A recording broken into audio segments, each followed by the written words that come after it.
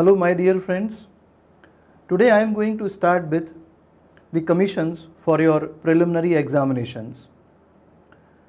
These commissions, they are enlisted in your 10th unit of your syllabus. And today I am going to start with the Comptroller and Auditor General of India. So in case of Comptroller and Auditor General of India, if I talk about the CAG of India, then in case of CAG of India, he does not enjoys the powers related with the word comptroller. In case of comptroller, the CAG is empowered with the sanctioning powers for the release of funds from the Consolidated Fund of India.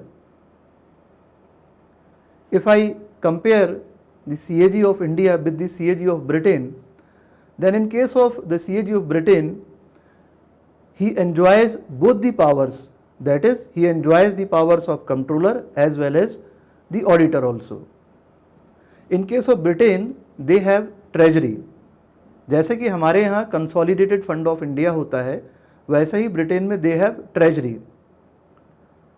तो जब treasury से कोई funds release करने होते हैं, in that case the sanction is suppose to be taken from the CAG of Britain. But in case of India, the CAG of India does not enjoys this power of sanctioning funds before the release from the Consolidated Fund of India. So the word comptroller is there, but still he does not enjoys the power of comptroller. तो मैंने आपको बताया है कि CAG of India is not empowered with the functions of comptroller, that is power of sanctioning of funds from the Consolidated Fund of India. अगर मैं Consolidated Fund of India की बात करूं, then what is Consolidated Fund of India? So whatever we pay in the form of taxes, whether they are direct tax or indirect taxes, ये सभी कहाँ जाकर के क्रेडिट होता है? CFI में. जो भी गवर्नमेंट ऑफ इंडिया को लोन्स, रेवेन्यूज या इंटरेस्ट मिलता है, वो सब कहाँ जाके क्रेडिट होता है? इन कंसोलिडेटेड फंड ऑफ इंडिया. अब यहाँ से जो एक्सपेंडिचर्स किए जाते हैं, वो कहाँ किए जाते हैं? पब्लिक डेवलपमेंट वर्क्स में. तो इन case of CAG of India, he does not enjoys the power of comptroller. So this might be clear to you. Now apart from this, the CAG of India conducts audit after the expenditure has been taken place. That is, the CAG of India conducts the post-mortem examination. Whereas in case of the CAG of Britain, no monies can be withdrawn without his approval from the exchequer or from the treasury of Britain. ये एक बहुत बड़ा difference है. तो जब तक कि CAG Britain के सैंक्शन नहीं कर देते हैं फंड्स को, वो वहाँ की ट्रेजरी से फंड्स रिलीज़ नहीं होते हैं वहाँ. लेकिन हमारे यहाँ पहले CFI से फंड्स रिलीज़ हो जाते हैं, खर्च कर चुके होते हैं हम लोग, और उसके बाद CAG उन फंड्स की, उन अकाउंट्स की ऑडिटिंग करते हैं. तो ये क्या हुआ? ये एक एक्स पोस्ट फैक्टो काम हुआ, या हम इसको ये भी कह सकते हैं कि ही conducts post-mortem examination of the accounts.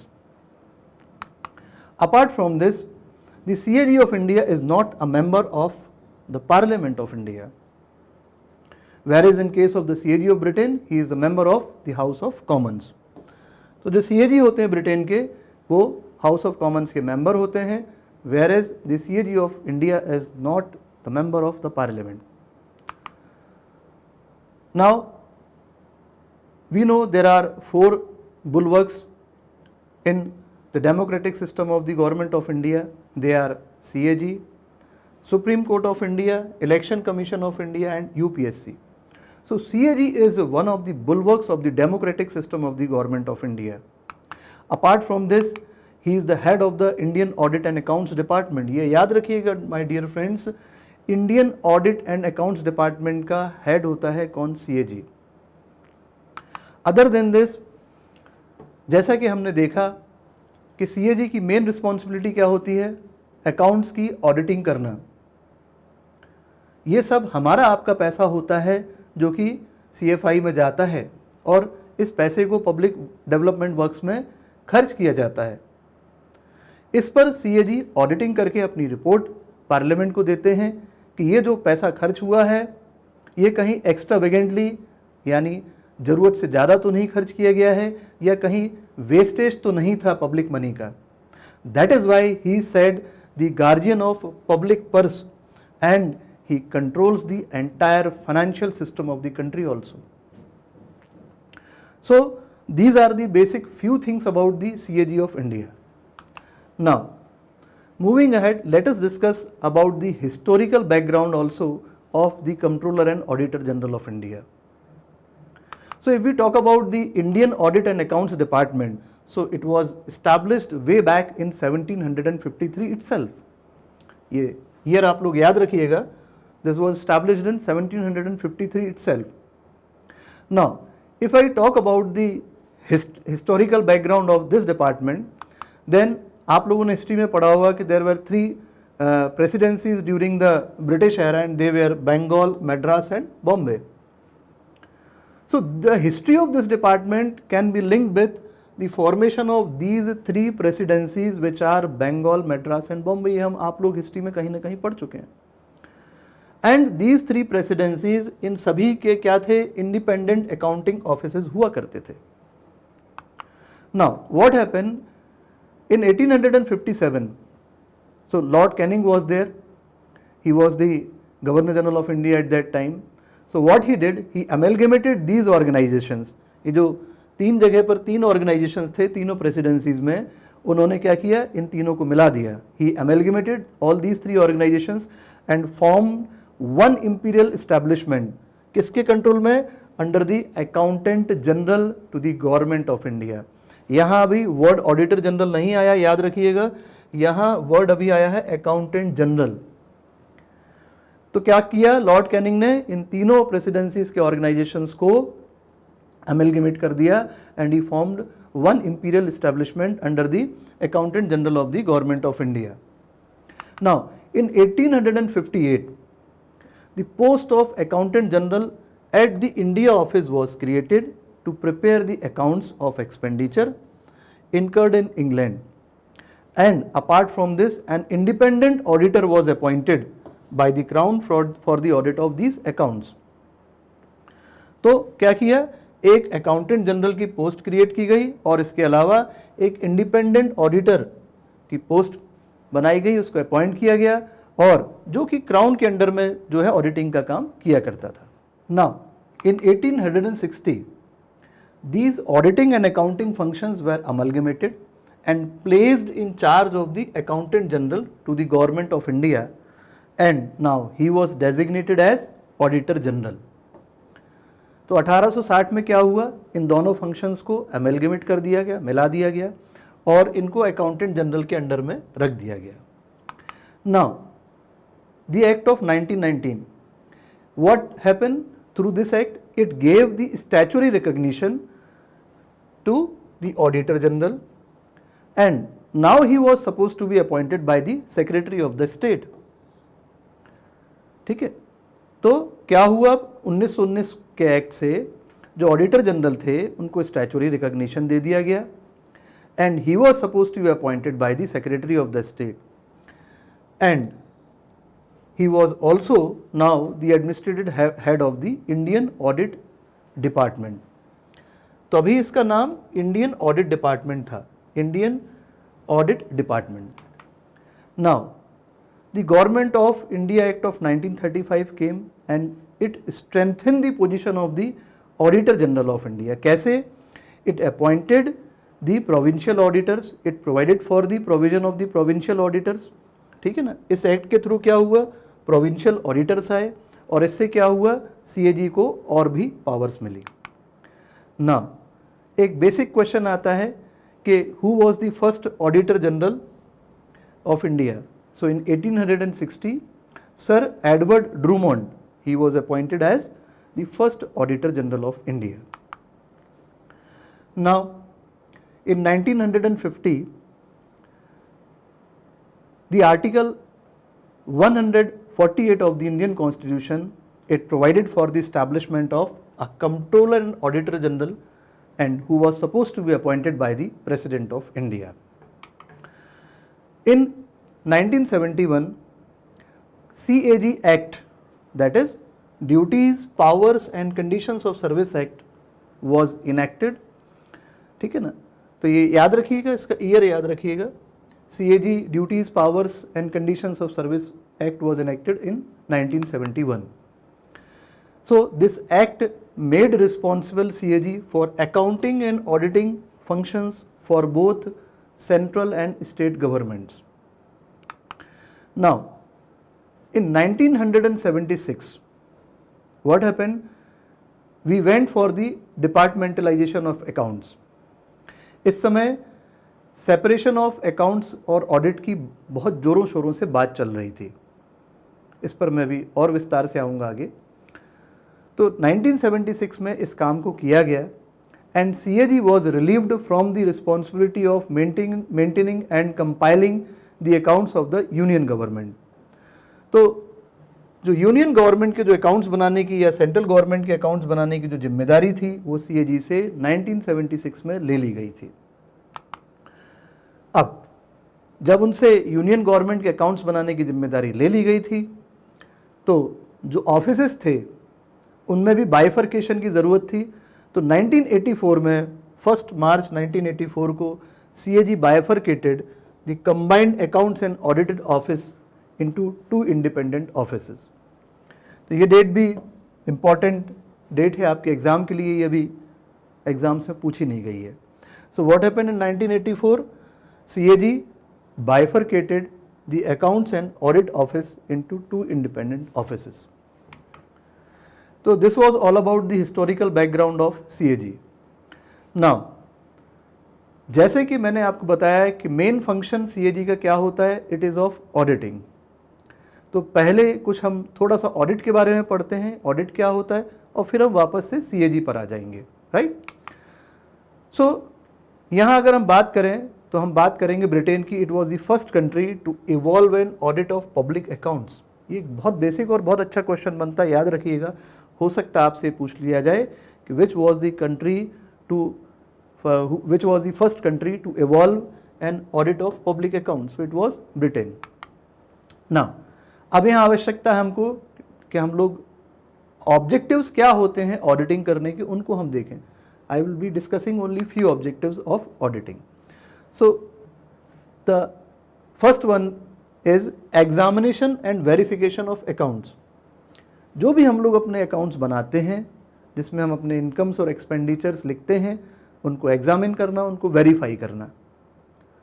इनका क्या उद्देश्य होता है और भी हम आगे आके डिस्कस करेंगे. ना, to discover any unauthorised, illegal और इरेगुलर एक्सपेंडिचर्स, है ना. कहीं अगर कोई इलीगल एक्सपेंडिचर हुआ या अनऑथोराइज्ड एक्सपेंडिचर किया गया है ना, तो उसको भी उसकी जांच पड़ताल करके उसका पता लगाना. Other than this, to discover unsound financial practices. तो ये मैंने आपको कुछ बेसिक ऑब्जेक्टिव्स बताए हैं ऑडिट के, इनको आप लोग ध्यान रखिएगा कि आप लोग ये नहीं सोचें कि सर ने CAG का जो मेन फंक्शन होता है ऑडिटिंग का, वो ऑडिट तो सर ने बताया ही नहीं क्या होता है. चलिए, now coming back again to the CAG. So he conducts various types of audits. अब कौन कौन सी टाइप्स की ऑडिटिंग जो है CAG साहब करते हैं, हम उनको भी डिस्कस करते हैं. So number 1 is appropriation audit. क्या है? Appropriation audit. अब इस ऑडिट का जो पर्पस होता है, जो ऑब्जेक्ट होता है, that is to ascertain whether the money spend by the government has been applied to the purposes and within the limits. जिस पर्पस के लिए जो पैसा आया था, जो फंड आया था, उसी पर्पस पे, उसी मद पे उसको खर्च किया गया या नहीं, और जो लिमिट्स डिसाइड की गई थी उन लिमिट्स के अंदर ही उसको खर्च किया गया या नहीं, ये एप्रोप्रिएशन ऑडिट का ऑब्जेक्ट होता है. नाउ, अब अगर हम इसका एग्जाम्पल आपको देना चाहें तो 2G स्कैम आपने सुना होगा. 2008 में ये 2G स्कैम हुआ था and at that time CAG was mister Vinod Rai. सो इन्होंने अपनी रिपोर्ट में लिखा था कि the entire process lacked transparency and was undertaken in an arbitrary, unfair and inequitable manner causing a presumptive loss of 1.7 lakh crore to the exchequer. तो यहाँ मैंने आपको बताया कि इस appropriation audit का object क्या होता है. Now, coming on to second type of audit which is conducted by CAG of India, and that is known as regulatory audit. So the object of this audit is कि जो rules and regulations बनाए गए हैं funds को के expenditure के लिए, whether they are adhered to by the government agencies or departments or not. So its object is to ensure that various rules and regulations are fully adhered to by government agencies or not. अब अगर हम यहाँ पर कोई example की बात करें तो आप लोगों ने VVIP चॉपर डील के बारे में सुना होगा, जो कि इसको ऑडिटिंग में 2013 में जब ऑडिटिंग हुई थी इसकी, तो वहाँ पर इसके बारे में कुछ बातें निकल के आई थी. इस डील को हम लोग ऑगस्टा वेस्टलैंड के साथ करने वाले थे. So in 2013, CAG detected several instances of deviations from the rules in the purchase of VVIP choppers, and he said in his report that the cost of ₹4871 crore for 12 VVIP choppers was unreasonably high. तो ये जो cost इसमें जो आ रही थी इनको purchase करने के लिए मात्र 12 VVIP चॉपर्स के लिए, तो CAG का कहना था कि ये बहुत ज़्यादा है और यहाँ जो रूल्स जो फिक्स हुए थे, जो रूल्स तय हुए थे, उन रूल्स के तहत इस डील को नहीं किया जा रहा था. Now coming on to third type of audit which is conducted by CAG, that is known as propriety audit. So the object of this audit is to bring light to cases of improper expenditure or waste of public money. तो अगर public के पैसे को गलत या अनावश्यक तरीके से या वहाँ पर वेस्ट किया जा रहा है पब्लिक का पैसा, तो इस ऑडिट में उस चीज़ को पता लगाया जाना इस ऑडिटिंग का उद्देश्य होता है. यहाँ मैं आपको बेस्ट एग्जाम्पल कोट करूँगा जो कॉमनवेल्थ गेम्स हुए थे दिल्ली में 2010 में. CAG ने अपनी 2011 की रिपोर्ट में कहा था कि Delhi government incurred huge losses and वो भी hundreds of crores to the exchequer. So this is the object of the proprietary audit, that is जो वेस्ट है पब्लिक मनी का, कहीं ऐसा तो नहीं है पब्लिक के पैसे का वेस्टेज किया जा रहा हो. नाउ कुछ और स्कैम्स जो है CAG ने हमारे सामने लाए हैं समय समय पर, जैसे कि बोफोर्स स्कैम हुआ था 1986-87 में. उस समय CAG TN चतुर्वेदी थे.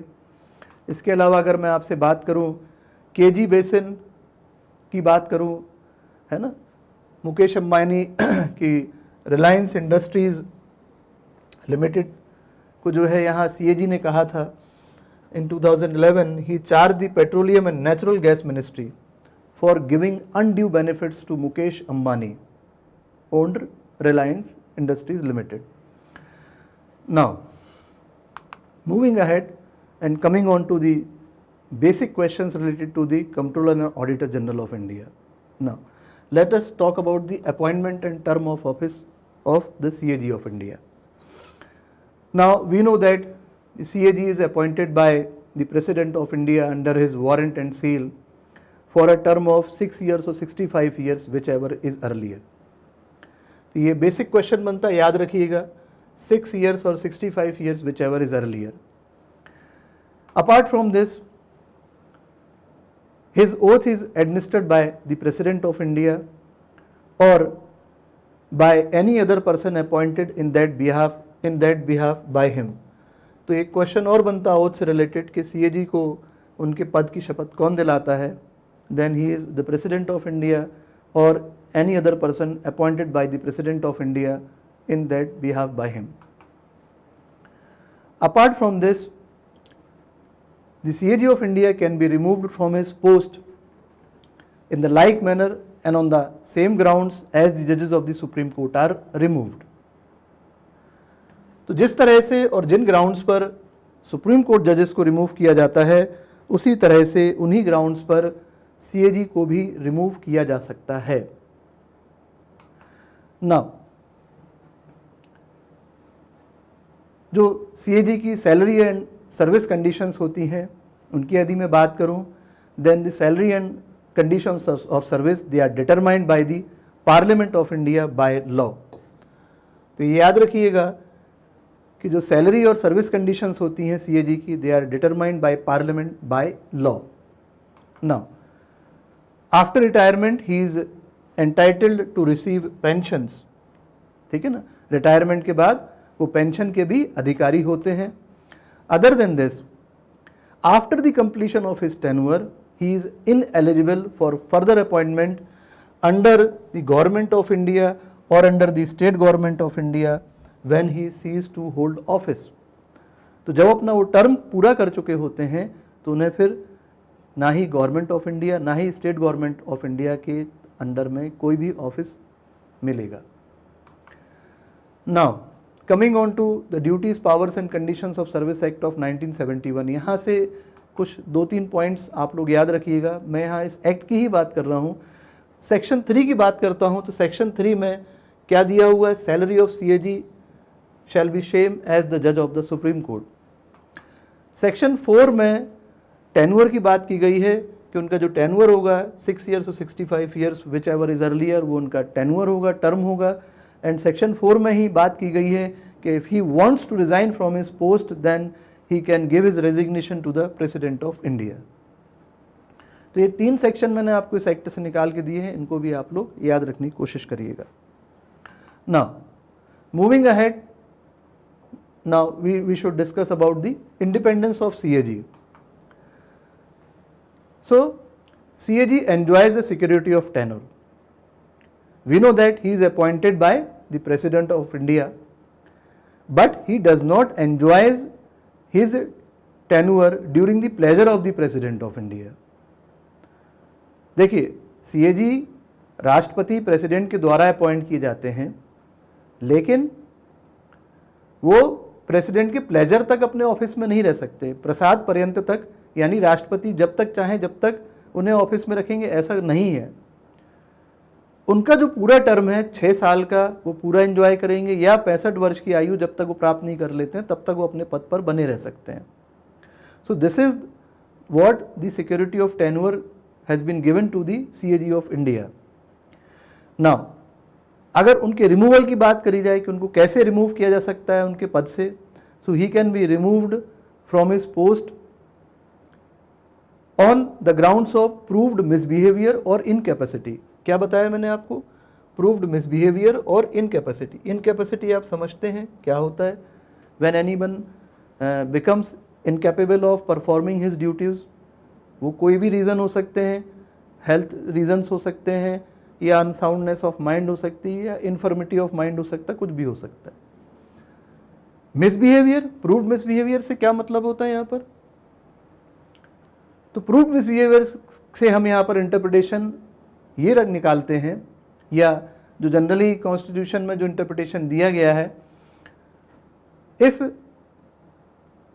Anyone holds any office of profit, अगर सीएजी कोई अदर ऑफिस ऑफ प्रॉफिट अपने पास रखते हैं तो हम उसको प्रूव्ड मिसबिहेवियर में लेकर के आते हैं ना। किस तरह से उनको अब उनके पद से निकाला जाएगा, ये तो ग्राउंड्स हो गए, प्रूव्ड मिसबिहेवियर और इनकैपेसिटी।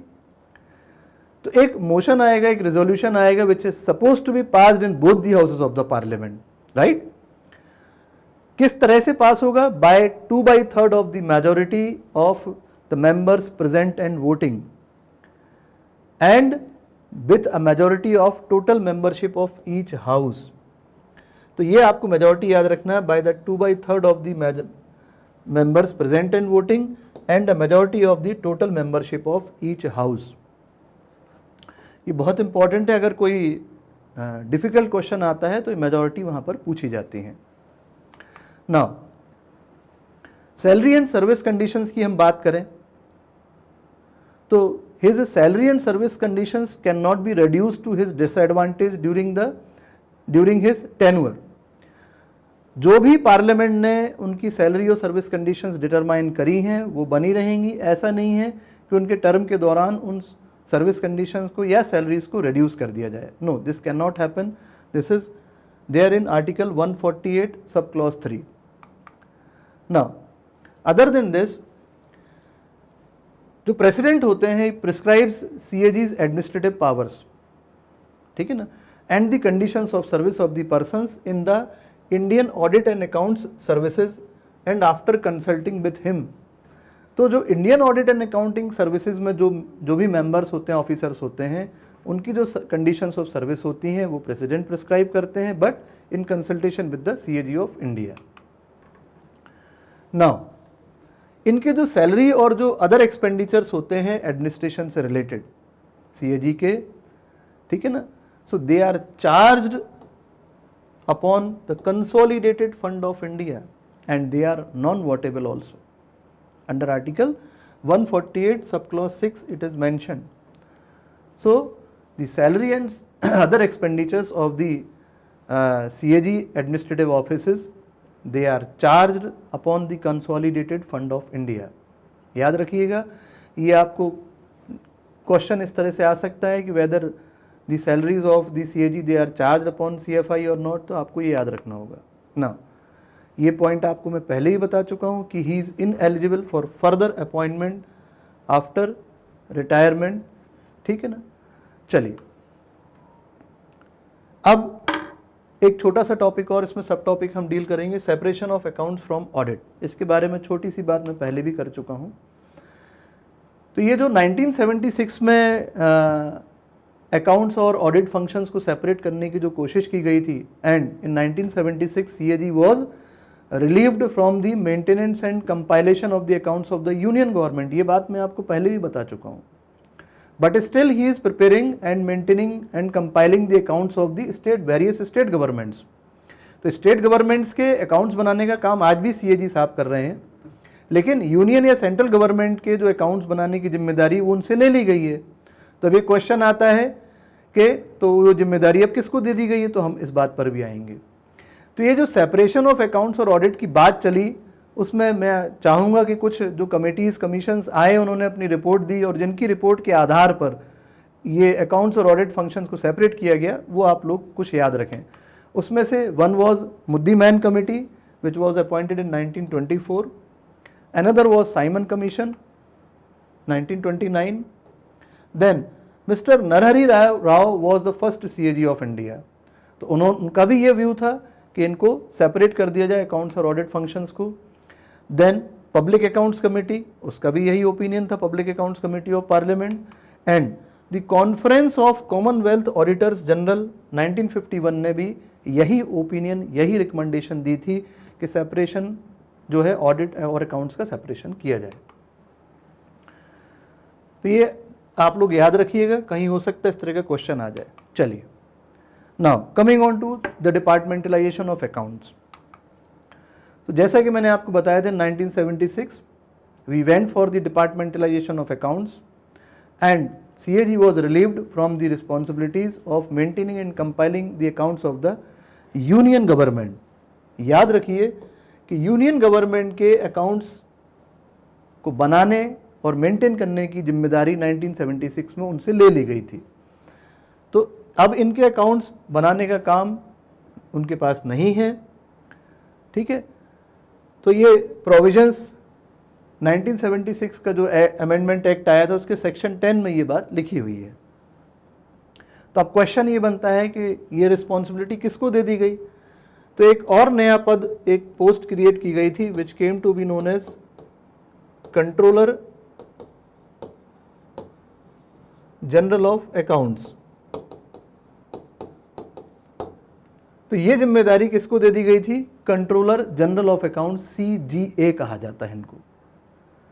तो हमने क्या बात समझी कि स्टेट के अकाउंट्स बनाने का काम आज भी CAG ही कर रहे हैं, लेकिन सेंट्रल गवर्नमेंट के अकाउंट्स बनाने की जिम्मेदारी किसको दे दी गई, कंट्रोलर जनरल ऑफ अकाउंट्स को। चलिए, नाउ मैंने आपको बताया कि post of controller general of accounts was created and he was given the responsibility of maintaining and compiling the accounts of the union government. So still CAG is maintaining and compiling the accounts of the state governments. तो ये कुछ बातें हैं departmentalisation of account से related, आप ये याद रखिएगा। चलिए, अब आ जाते हैं हम duties and powers of CAG पर। बहुत इंपॉर्टेंट है ये आपके लिए, है ना। CAG में जो पावर्स हैं, रिस्पॉन्सिबिलिटीज़ हैं, ड्यूटीज़ हैं, अब हम उनको डिस्कस करेंगे। चलिए, तो इसके लिए एक एक्ट हम पहले ही देख चुके हैं 1971 सीएजी का जो एक्ट है, duties powers and conditions of service act, उसी से हम लोग ये बातें आगे अब डिस्कस करने वाले हैं। चलिए, जैसा कि मैं आपको कंसोलिडेटेड फंड ऑफ इंडिया के बारे में बता चुका हूं, है ना, कि क्या होता है consolidated fund of India. Now other than this we have contingency fund of India also, ठीक है। We have consolidated funds in each of these states. Then we have public account of India also. क्या क्या है आपको याद रखना, we have consolidated fund of India, we have contingency fund of India, we have public account of India, we have consolidated fund of, है ना, in all these states, and we have contingency fund in each of these states. इन सभी funds की auditing की जिम्मेदारी किसके पास होती है, CAG के पास, राइट, ये क्लियर हो गया। Now, other than this, he compiles and maintains the accounts of the various states. ये हम देख चुके हैं, अब ये भी देखा था, मैंने आपको बताया था कि सेंट्रल गवर्नमेंट के अकाउंट्स बनाने की जिम्मेदारी उनसे ले ली गई, लेकिन still he is maintaining and compiling the accounts of the various state governments, but except Goa. तो गोवा स्टेट के केस में सीएजी ये काम नहीं करते हैं। तो अब क्वेश्चन उठता कौन करते हैं, तो there we have director of accounts in Goa, he is having the responsibility of maintaining and compiling the accounts of the Goa state. चलिए, then other than this he audits all expenditures from the revenues of the central and state governments. तो जितने भी expenditures हमारी central और state governments करती है, उन सभी की auditing भी कौन करते हैं, CAG साहब करते हैं। Other than this he ascertains whether the money is disbursed, जो भी पैसा disburse किया जाता है CFI में से, they were legally available or not। तो जो पैसा, जो फंड्स CFI में से डिसबर्स किए जाते हैं, अलग अलग गवर्नमेंट डिपार्टमेंट्स को, एजेंसीज को जो पहुंचाया जाता है फंड, वो लीगली अवेलेबल था या नहीं था। Other than this he audits the receipts and expenditures of all authorities substantially financed from the central और स्टेट गवर्नमेंट्स। देखिए, ऐसे जो भी एजेंसीज हैं, गवर्नमेंट कंपनीज हैं, डिपार्टमेंट्स हैं, कॉरपोरेशंस हैं, जिनको कि सेंट्रल या स्टेट गवर्नमेंट से फंड्स दिए जा रहे हैं, उन सभी की ऑडिटिंग करना, उनकी जो भी रिसीप्ट्स हैं, उनके जो एक्सपेंडिचर्स हैं, उनकी ऑडिटिंग करने की जिम्मेदारी भी सीएजी के पास होती है। क्लियर है ना। इसके अलावा जितने भी trading, manufacturing, profit and loss accounts, balance sheets, subsidiary accounts होते हैं डिपार्टमेंट्स के पास, चाहे वो सेंट्रल गवर्नमेंट के डिपार्टमेंट्स हो या स्टेट गवर्नमेंट के डिपार्टमेंट्स हो, उन सब की ऑडिटिंग की जिम्मेदारी भी सीएजी के पास होती है। सो ही audits all trading, manufacturing, profit and loss accounts, balance sheets, other subsidiary accounts kept by the central and state governments. Other than this, he audits the receipts and expenditures of the following bodies. तो जो भी substantially financed हैं, bodies हैं, agencies हैं, departments हैं, उनकी auditing करना। Then apart from this, जो भी government companies हैं, then other corporations या bodies हैं, है ना, उन सब के ऑडिटिंग करने की जिम्मेदारी सीएजी के पास होती है। Apart from this he audit the accounts of any other authority when requested bye the president और बाय द गवर्नर। किसी भी अन्य संस्था, बॉडी, इंस्टीट्यूशन की यदि प्रेसिडेंट या गवर्नर कहते हैं कि आप इनकी भी ऑडिटिंग कर दें, तो उसकी ऑडिटिंग भी हमारे सीएजी साहब करेंगे, right. Other than this he audit accounts of bodies and authorities receiving loans and grants from the government for specific purposes। ऐसे जो भी authorities हैं, bodies हैं, जिनको कि गवर्नमेंट से लोन्स या ग्रांट्स दिए जाते हैं, उनकी भी ऑडिटिंग करना ये सीएजी साहब की जिम्मेदारी होती है ना। मैं बात कर रहा हूँ ऐसी गवर्नमेंट कंपनीज की जिनका इक्विटी पार्टिसिपेशन 51% से ज़्यादा है। ऐसी गवर्नमेंट कंपनीज की ऑडिटिंग जो है वो प्राइमरी ऑडिटर्स के द्वारा की जाती है, जिनको कि हम चार्टर्ड अकाउंटेंट्स कहते हैं, ठीक है। दीज चार्टर्ड अकाउंटेंट्स या primary auditors they are appointed by the union government on the advice of CAG of India. ये बात याद रखिएगा, ऐसी गवर्नमेंट कंपनीज जिनका इक्विटी पार्टिसिपेशन 51% से ज्यादा है, they are suppose to be audited by the primary auditors और chartered accountants. These chartered accountants, they are appointed by the union government on the advice of the CAG of India. अच्छा, यही नहीं, ये सभी chartered accountants CAG की directions, जो भी CAG directions देते हैं कि इस तरीके से आपको ऑडिट करना है, उनकी डायरेक्शंस पर ही ये ऑडिटिंग अपनी कंडक्ट करते हैं। So the CAG also gives directions on the manner in which the audit should be conducted. Other than this, CAG is also empowered to comment on the reports prepared by these primary auditors or chartered accountants. तो CAG अपना जो report बनाते हैं chartered accountants, उन report पर भी वो अपने कमेंट्स, है ना, या उसमें कोई सप्लीमेंट कुछ जोड़ना है, अपनी रिपोर्ट जोड़ना है, तो ये भी CAG साहब कर सकते हैं, ये उनकी पावर्स है। ना अपार्ट फ्रॉम दिस, ये जो गवर्नमेंट कंपनीज और पब्लिक सेक्टर अंडरटेकिंग्स होती हैं, इनका पीरियोडिक अप्रेजल किया जाता है। तो ये पीरियोडिक अप्रेजल के लिए बोर्ड का कॉन्स्टिट्यूशंस किए जाते हैं, बोर्ड कॉन्स्टिट्यूट किए जाते हैं, उनका बोर्ड का गठन किया जाता है, and these boards they are constituted by the CAG. So CAG constitutes the board for the periodic appraisal of these government companies and PSUs. ये बात याद रखिएगा, ये कुछ मैंने आपको अलग पॉइंट्स दिए जो आपको यहाँ वहाँ बुक्स में नहीं मिलेंगे। Now, apart from this, he advises the President with regard to the prescription of the form in which the accounts of the center and the state shall be kept under Article 150. Centre और states को किस तरह से अपने accounts को रखना है, बनाना है, उनके बारे में भी प्रिस्क्राइब कौन करते हैं? CAG अपनी एडवाइस किसको देते हैं? प्रेसिडेंट साहब को, राइट? ये आर्टिकल 150 में ये बात लिखी हुई है, बहुत important. Other than this, CAG annually अपनी रिपोर्ट्स बनाते हैं। अगर वो सेंटर के अकाउंट्स की ऑडिटिंग कर रहे हैं तो अपनी रिपोर्ट प्रेसिडेंट साहब को देते हैं, और अगर वो स्टेट के अकाउंट्स की ऑडिटिंग कर रहे हैं तो अपनी रिपोर्ट किसको देते हैं? वो उस स्टेट के रेस्पेक्टेड गवर्नर को, ठीक? So he submits his audit reports relating to the accounts of the centre to the president, और ये प्रेसिडेंट साहब फिर क्या करते हैं? In turn places the report to the both the houses of the parliament under article 151।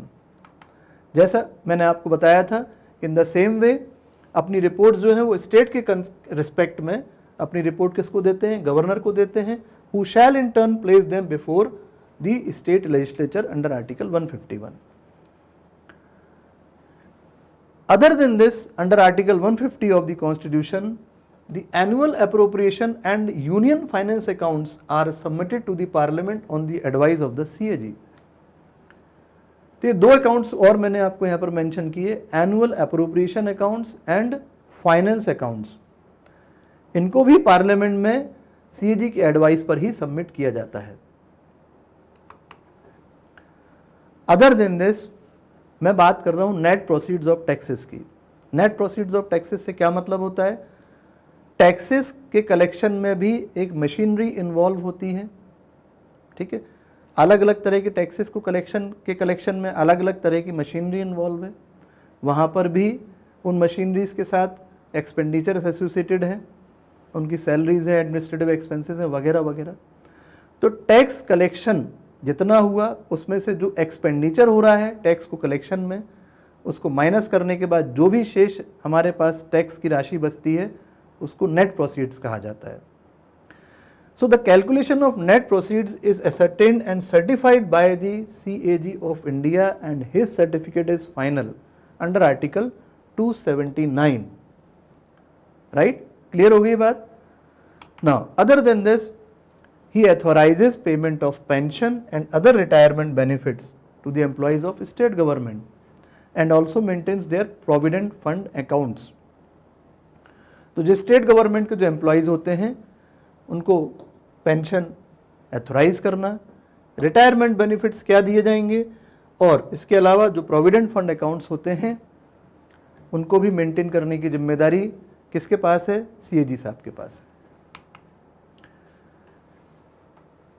CAG अपनी report बना करके पब्लिक अकाउंट्स कमेटी को देते हैं। This public accounts committee of parliament, this does not have expertise to understand the report prepared by the CAG of India. So thus the CAG of India helps the PSC of Parliament in understanding the report prepared by him. So that is why he is said as the guide, friend and philosopher of Public Accounts Committee of the Parliament. ये बड़ा basic सा point है, कई जगह पर आपको books में मिल जाएगा. He acts as a guide, friend and philosopher of the PSC of the parliament.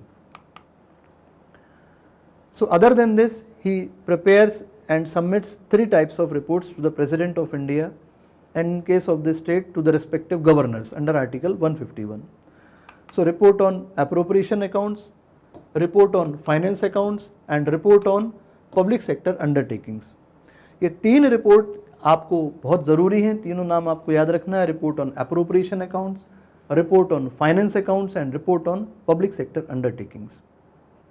In reports के साथ है ना एक मैनेजमेंट इंफॉर्मेशन सिस्टम रिपोर्ट भी इसके साथ आप कह सकते हैं सर्कुलेट की जाती है CAG के द्वारा. And this report is entitled as accounts at a glance. This is prepared and circulated to the honourable members of parliament by the CAG of India. तो ये 3 रिपोर्ट के नाम मैंने आपको बताए. इसके साथ along with these documents or reports an MIS report titled Accounts at a Glance. This is prepared and circulated to the honorable members of parliament. So this was all about CAG.